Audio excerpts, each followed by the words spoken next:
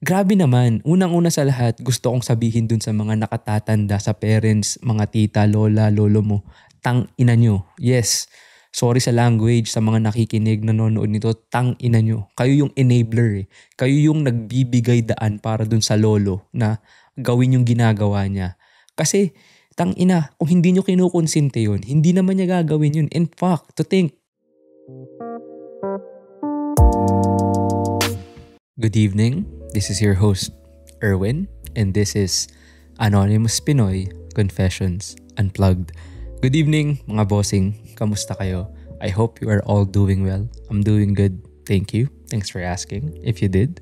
Anyway, talo na tayo sa panibagong kumpisal na naman. Confession. Boso. Hi, I'm R.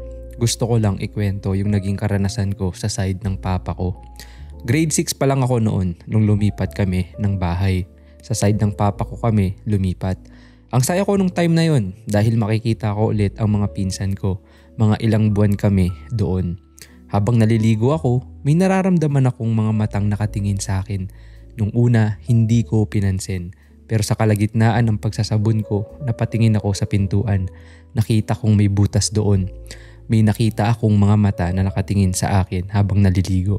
Habang nakikipagtitigan ako, namukhaan ko ang mga matang iyon, ang lolo ko. Bigla siyang umalis nung nakatingin ako ng matagal.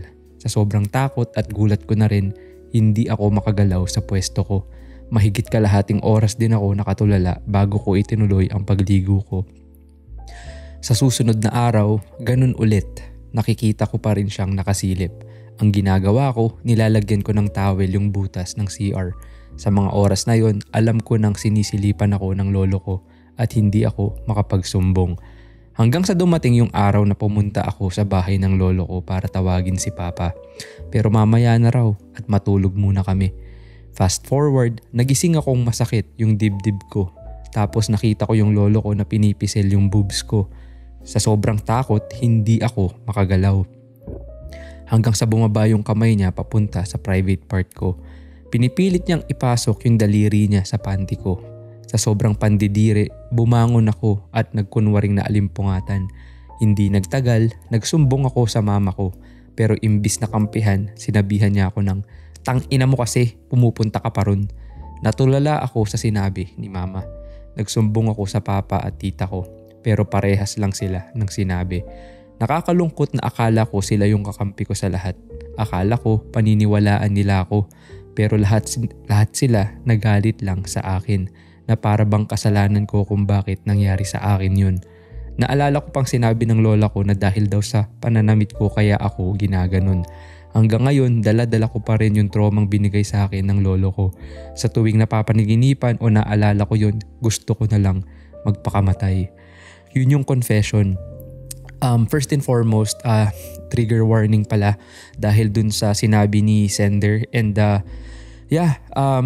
unang-una sa lahat, gusto kong i-preface to na sender, I'm so sorry na nangyayari sa'yo to and I wanna send my hugs to you. Hopefully, ma-feel mo yung at least yung warmth ng nitong mga sinasabi ko na wag mong piliin yung isang side na sinabi mo yung last line.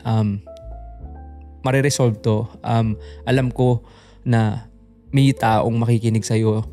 Nakikinig kami sa'yo. Thank you sa pag-send nitong confession mo kasi ito yung platform at least na pwede mong ilabas yung nararamdaman mo without, I guess, judgment.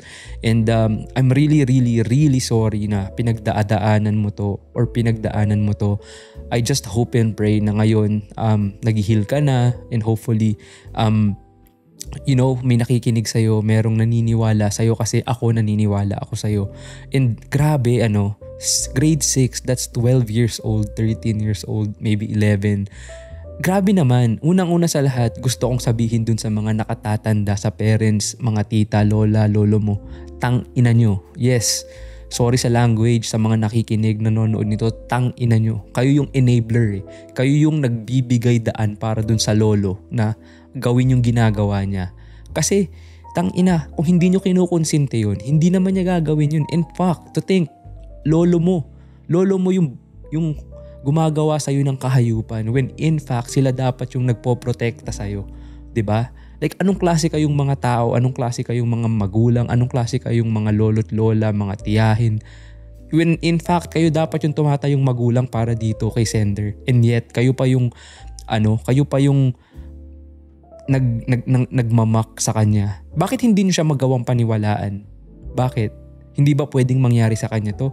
Porket ba hindi sa inyo nangyari? Ibig bang sabihin nun na hindi posibleng mangyari sa anak nyo? Like sa magulang na lang yun sa anak nyo, hindi ba posibleng mangyari? Bakit hindi nyo magawang paniwalaan or hindi nyo magawang pakinggan? Hindi yung sasabihin niya na tangina mo kasi bakit nagpupunta ka pa ron. Tama ba naman yun? Anong klase kang nanay? Nanay ka. Like, you know what I mean? Nanay ka tapos ganun yung sasabihin mo sa anak mong minolestya. Diyos ko po. Diyos ko naman. Grabe. Anong klase kang magulang? I have no words for you as a mom. Na wala kang kwentang ina. Yun yung sasabihin ko. Wala kang kwentang ina. Isa pa, yung tatay mo. Dinala mo yung anak mo dyan sa side mo. Tapos ngayon yung anak mo may pinagdaan ng karumal-dumal na naging trauma na niya. Habang buhay niyang dadalhin yan. Habang buhay niyang bibit-bitin. And yet, ikaw bilang lalaki, bilang ama, ikaw ang provider. Ikaw dapat yung protector ng pamilya mo, ng anak mo. And yet, wala kang ginagawa. Tapos, itong lola, kaya ganyan yung asawa mo. Kasi isa ka sa mga main enabler niyan. Ikaw yung kumukonsente sa ugali ng asawa mong manyakis, asawa mong rapist. Tapos sa apo pa, I have a feeling na baka hindi lang ito yung first time na ginawa to ng asawa mo. Kung bakit ganyan. Kasi parang normal sa kanya. Isipin nyo, una, binusohan niya yung apo niya. Pangalawa, walang awa niyang minules siya habang natutulog yung bata to the point na nagising na yung bata na hinahawakan siya to the point na pinilit niya pang ibaba yung kamay niya dun sa private part ni sender. I don't know. I have no words. Like, nakaka-bad trip, nakakapikon. And sana, I wish pwedeng i-disclose yung kung sino yung lolo mo, sender. Kasi, this is a crime. Kailangan nitong masabi sa otoridad para mabigyan ng leksyon tong lolo mo at makulong. 'Di ba? Kasi I feel like meron na siya talagang meron na siyang ginagawang ganito even then. And I think he might be getting away with it, you know? Kasi ginagawa niya sa'yo. Who knows kung kanino niya pa to ginawa. 'Di ba? Grabe, like I just really feel bad dito sa mga ganitong klase ng mga kwento na kung saan yung victim, imbis na ang takbuhan nila is yung pamilya nila, hindi. Sila pa yung sila pa yung nagpapalala ng sitwasyon. Sila pa yung hindi naniniwala dun sa biktima. Bakit? Bakit hindi siya magawang paniwalaan? Bakit hindi niya siya magawang pakinggan? Hindi yung dinidismiss nyo na agad yung sinusumbong niya nang mumurahin nyo, nang pagagalitan nyo. Like, hindi porket lolo or lola or yun yung magulang nyo, wala silang pagkakamali or hindi nila kayang gawin yun. And to think, ba't magsisinungaling yung anak nyo? Ba't magsisinungaling tong si sender? 'Di ba? I feel like sobrang lala kung magsisinungaling siya ng ganito, but I don't think that way, you know? Nandun ako sa side ni sender na totoo tong nangyari, na talagang binalasuba siya ng sarili niyang lolo. 'Di ba? Yun lang parang responsibilidad yung protektahan yung anak nyo para hindi nila pagdaanan to. And yet, you failed as a parent, 'di ba? Isa pa yan, yung tiyahin mo, sender. Tangina niyang tiyahin mo, isa pang kupal yan, 'di ba? Guys, sorry sa viewers, listeners, sorry for my language for this specific episode. Talagang I'm just, I'm pressed. I'm so pressed with this kasi hindi ko ma-imagine, like sa mga malapit sa akin na kilala ko, mga kaibigan kong babae na mas nakababata, mga pinsan kong mas bata, yung mga pamangkin ko, 'di ba? Hindi ko ma-imagine na like pag alam mo 'yon, yung may marinig lang akong ganito. Ito nga sa ibang tao nagagalit na ako. How much more kung kapamilya ko, 'di ba? Na ginanto. Hindi ko kaya. Like mababad trip talaga ako. Like like I wish sender may mapuntahan ka talagang mapagsasabihan ito. And there are probably resources na pwede mong tawagan, mga hotline na pwede mong ilabas yung nararamdaman mo, and just know itong platform namin dito is always welcome yung kung kailangan mo ng maglabas ng sama ng loob, ng makakausap. And I think that's the least that we can do. This is the least that I can do, is to share your story, to bring awareness to people na nangyayari talaga to, you know.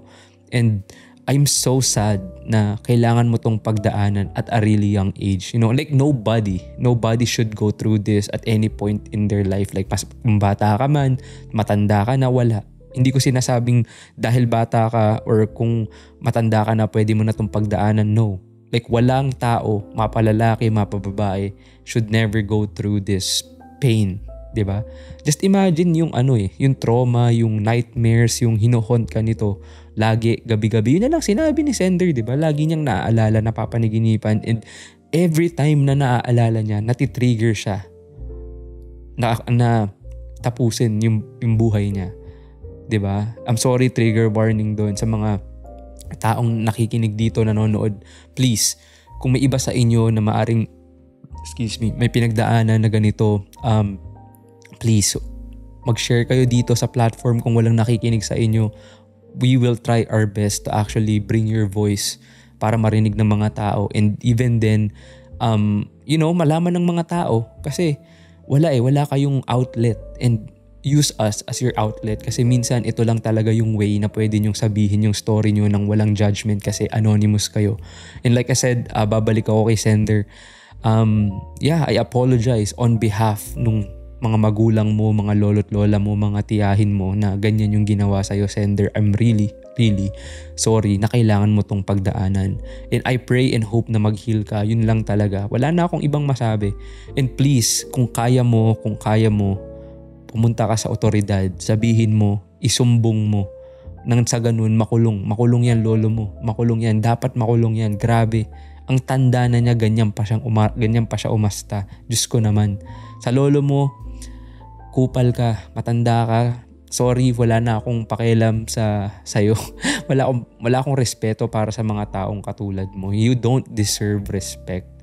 Like, you know what I mean? Tulad ng ibang mga sinasabi ng mga nagko-comment sa TikTok when something like this comes up, kailan kaya mamamatay itong taong to? I'm sorry to say this. I don't wish that upon anyone, pero sa mga taong katulad mo, yung lolo mo, bakit nandito ka pa sa mundo? Kung puro kahayupan lang yung gagawin mo, tapos mag-i-inflict ka lang ng trauma sa mga tao, lalo na sa apo mo. 'Di ba? Yun lang. So, I think I got way too in my feelings. Parang masyado ako naging emotional sa reaction na to. I just can't help it, you know. Meron akong mga pamangkin na bata, and I would I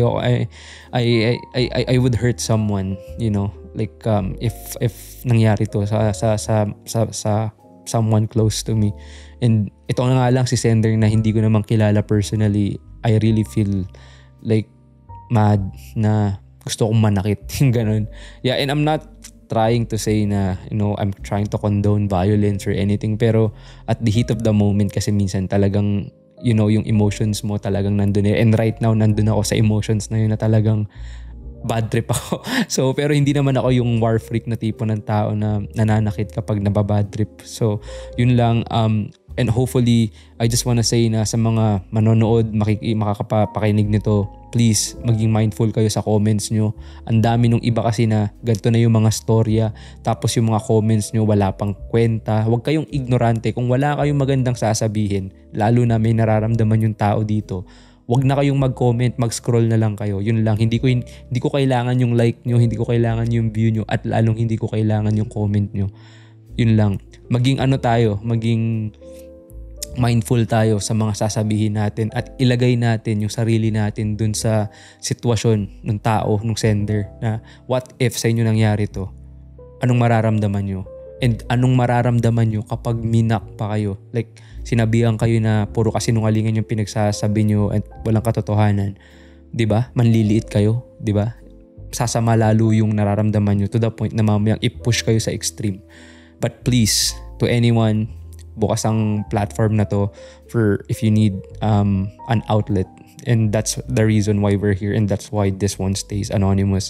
Even then, I apologize to everyone kung medyo malala yung reaction ko dito na sa confession na to, at medyo yung language ko is medyo off. So yun lang. Again, thank you for tuning in dito sa nakaka-trauma at nakakalungkot na episode na to ng Anonymous Pinoy Confessions Unplugged. But yeah, thank you. Until then, this is your host, Erwin. Good night.